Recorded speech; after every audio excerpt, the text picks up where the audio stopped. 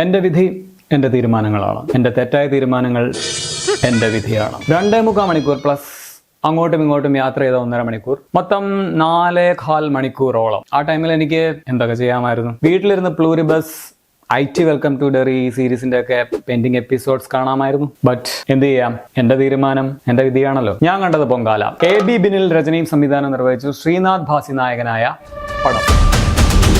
ഇത് അബിയുടെ കഥയാണ്. ഒരു കടലോര ഗ്രാമത്തിൽ താമസിക്കുന്ന അബിയുടെ ലൈഫിൽ നിറഞ്ഞു നിൽക്കുന്നത് തല്ല്, തെറി, സ്ലോ മോഷൻ, ലാഗ് ഇതൊക്കെയാണ്. എല്ലാ 5 മിനിറ്റിലും ഒരു അടിയുണ്ട്, എല്ലാ 10 മിനിറ്റിലും ഒരു പാട്ടുമുണ്ട്. ലോക സിനിമാ ചരിത്രത്തിൽ ആദ്യമായിട്ടാണ് ഇത്രയും ആക്ഷൻ കണ്ടുകൊണ്ടിരിക്കുമ്പോൾ നമുക്ക് ലാഗ് അടിക്കുന്നു. പിന്നെ എന്തെങ്കിലും കാതലായിട്ടുള്ളത് അവസാനത്തെ ഒരു 1/2 മണിക്കൂർ മാത്രമാണ്. അതിനുവേണ്ടി നമ്മൾ 2.25 മണിക്കൂർ പലവിധ അപരാധങ്ങളും നമ്മളിങ്ങനെ കണ്ടുകൊണ്ടിരിക്കണം.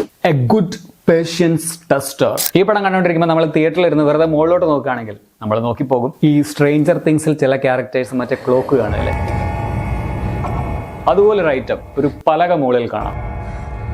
അതാണ് ക്ഷമയുടെ നെല്ലിപ്പലക. എന്തൊരു ബ്രില്യൻ മാർക്കറ്റിംഗ് ഐഡിയ ആണ് ഈ പടത്തിന്റെ എന്നറിയോ. സ്ക്രീൻ പ്ലേ ഇപ്പോൾ റിയൽ ഇൻസിഡന്റിൽ നിന്നും എന്തെങ്കിലും തട്ടിക്കൂട്ടി ഒരു പ്ലോട്ട് ഉണ്ടാക്കുക, അതിൽ ഫോർമുല സീൻസ് ധാരാളം മിക്സ് ചെയ്യുക, എന്നിട്ട് ഇങ്ങനെ 2 മണിക്കൂർ വലിപ്പിക്കുക, ലാസ്റ്റ് ഇങ്ങനെ ഇറച്ചി കഷ്ണം വെട്ടുന്ന പോലെ കുറെ പേരെ വെട്ടിക്കൊന്ന് വയലൻസ് കാണിക്കുക. മതി ഗൈസ്, മാർക്കോ ആയി, ബ്രാവോ. ഈ പടം ഫസ്റ്റ് ഹാഫ് ഫുള്ള് ടൈറ്റിൽ കാണിച്ചുകൊണ്ടിരിക്കുകയാണ്. അതായത് ഓരോ 10 മിനിറ്റിലും ഓരോ ടൈറ്റിൽ വെച്ച് കാണിക്കും. അതായത് എഡിറ്റഡ് ബൈ, അത് കഴിഞ്ഞൊരു 10 മിനിറ്റ് കുറച്ച് സീൻ, അത് കഴിഞ്ഞ് ക്യാമറ ബൈ, അത് കഴിഞ്ഞൊരു 10 മിനിറ്റ് കുറച്ച് സീൻ, അത് കഴിഞ്ഞ് മ്യൂസിക് ബൈ. അങ്ങനെ ഒരു 1 മണിക്കൂറൊക്കെ കഴിയുമ്പോൾ പടത്തിന്റെ പേര് പൊങ്കാല എന്ന് എഴുതി കാണിക്കും. അത് കഴിഞ്ഞ് ഒരു 10 മിനിറ്റ് കൂടെ കഴിയുമ്പോൾ ഇന്റർവെൽ ആകും. ഇതിനെല്ലാം ഇടയ്ക്ക് വളരെ രസകരമായിട്ടുള്ള കാര്യങ്ങളാണുള്ളത്. വളരെ ഫ്രഷ് ആയിട്ടുള്ള കുറെ സീൻസ്, അടിവെക്കാനുള്ള കാരണങ്ങൾ മെയിൻ ആയിട്ട്. എവിടുന്ന് വന്ന ഒരാൾ ഒരു സ്ത്രീയുടെ മീശമാധവനിൽ കൊച്ചിൻ ഹനീഫ പറയുന്ന ശരീരഭാഗത്ത് കയറി പിടിക്കുന്നു, അപ്പോൾ അടി നടക്കുന്നു. അങ്ങനെ ഓരോരോ കാരണങ്ങളാണ്. അടി, നെക്സ്റ്റ് കാരണം, അടി, റിപ്പീറ്റ്. പിന്നെ കുറെ കഴിഞ്ഞ് അടി, നോ കാരണം ആൻഡ് നോ ഇമോഷൻസ്. പിന്നെ പഴയകാല കുറെ മാസ് ഡയലോഗ്സ്. അന്ധേരി എന്ന് കേട്ടിട്ടുണ്ടോ?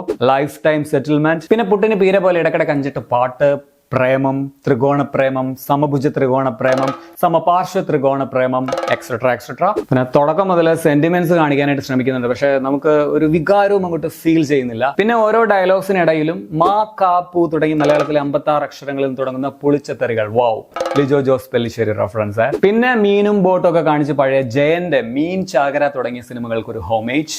ലാസ്റ്റ് ഗജനിക്ക് ട്രിബ്യൂട്ട് നൽകിയ ഒരു മരണ scene. Then brutal violence, Marco reference, and that is Pongala. Performance ഒക്കെ പറയുകയാണെങ്കിൽ എല്ലാവരുടെ ഓക്കെയാണ് കേട്ടോ. ശ്രീനാഥ് ഭാസി ചട്ടമ്പി 2 ഇൻ മാർക്കോ മോഡ് പോലെ ഒരു റോള്. ബാബുരാജിന് ഒരു തല്ലിപ്പൊളി 80s സ്റ്റൈലിൽ ക്രിഞ്ച് വില്ലൻ റോള്. പിന്നെ ക്രിഞ്ച് നായിക യാമി സോന. അവരുടെ ഒരു ലാസ്റ്റ് സീനാണ് പടത്തിൽ എന്തെങ്കിലും കാര്യമായിട്ടുള്ളത്. പിന്നെ ഇറിറ്റേഷൻ നൽകുന്ന നരേഷൻ ബൈ സാദിഖ് ചേട്ടൻ. ഒരു താടി വില്ലൻ കൂടിയുണ്ട്, ടർബോയോ അങ്ങനെ എന്തോ ഒരാള്. പുള്ളിയെ കാണിച്ച് വമ്പൻ മാസ് ഇന്റർവെൽ. പുള്ളിക്ക് ആകെ 2 സീനേ ഉള്ളൂ. ആ 2 സീനും ഒരു 20 മിനിറ്റ് വെച്ച് കാണും. അത്രയും നേരം പുള്ളിയും പുള്ളിയുടെ പരിവാരങ്ങളും കൂളിംഗ് ഗ്ലാസ് ഒക്കെ വെച്ച് ഒരു 500 മീറ്റർ അപ്പുറത്തുനിന്ന് ഇപ്പുറത്തോട്ട് സ്ലോ മോഷനിൽ റാംബോ വാക്ക്. അത് പറയുമ്പോഴാ ഈ സിനിമയിൽ മൊത്തം ഒരു 10-20 ക്യാരക്ടേഴ്സ് ഉണ്ട്. അവർക്ക് എല്ലാവർക്കും ഈക്വൽ ആയിട്ട്, ഇമ്പോർട്ടൻസ് അല്ല, ഈക്വൽ ആയിട്ട് സ്ലോ മോഷൻ പതിച്ചു കൊടുത്തിട്ടുണ്ട്. ഒരാൾക്കും സ്ലോ മോഷൻ കൊടുക്കാതെ വിടില്ല. സമത്വ സുന്ദരബോധമുള്ള എഡിറ്റർ ആണെന്ന് തോന്നുന്നു. ഈ സ്ലോ മോഷൻ സീൻസ് ഒക്കെ എടുത്ത് തോട്ടി കളഞ്ഞ 40 മിനിറ്റ് പടം കാണുമെന്ന് മനസ്സിലാക്കിയിട്ട് എഡിറ്റർ ബുദ്ധിപൂർവ്വം ചെയ്താണെന്നാണ് എനിക്ക് തോന്നുന്നത്. ബ്രില്യൻറ്റ്. ഈ ലാഗൊക്കെ അടിച്ചാലും നമുക്ക് അങ്ങനെ ഉറങ്ങാനൊന്നും പറ്റില്ല കേട്ടോ. അതാണ് പടത്തിന്റെ ഒരു മെയിൻ പോസിറ്റീവ്. ഉറങ്ങാൻ തുടങ്ങുമ്പോൾ നമ്മളിങ്ങനെ ഞെട്ടി എണീക്കും. അജ്ജാതി വൈബ് BGM ആണ്.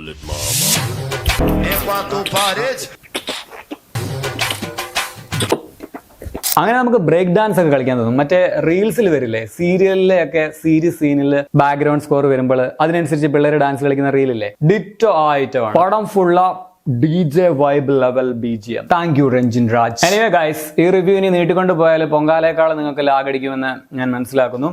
സോ കുറച്ച് ഓവറായിരുന്നല്ലേ, ഐ എം സോറി. സോ എല്ലാവരും കാണുക പൊങ്കാല. ഇട്ടത് നമ്മൾ കാണികളുടെ നെഞ്ചത്താണെങ്കിലും ഇതൊരു പരീക്ഷണ ചിത്രമാണ്, നമ്മുടെ ക്ഷമയുടെ പരീക്ഷണം നടത്തുന്ന ചിത്രം. ഇത്തരത്തിൽ സ്ക്രിപ്റ്റിനൊന്നും പ്രാധാന്യം കൊടുക്കാതെ നമ്മൾ പ്രേക്ഷകരെ അണ്ടർ എസ്റ്റിമേറ്റ് ചെയ്ത് നമ്മുടെ നെഞ്ചത്ത് പൊങ്കാല വെക്കാനുള്ള അവരുടെ ആ ഒരു ആത്മാർത്ഥമായിട്ടുള്ള ഒരു ഇഫോർട്ട്, അവരുടെ മണി, ടൈം, ഇതൊക്കെ നമ്മൾ കാണാതെ പോകരുത്. സോ പ്രോത്സാഹിപ്പിക്കുക. So don't miss it in theatres. OTT വരുമെന്ന് എനിക്ക് അറിയില്ല, അതുകൊണ്ട്. അപ്പൊ ശരി, അതേട്ടാ നെഗറ്റീവ് റിവ്യൂ കാശ് കിട്ടി കാണില്ലായിരിക്കും. അതെ.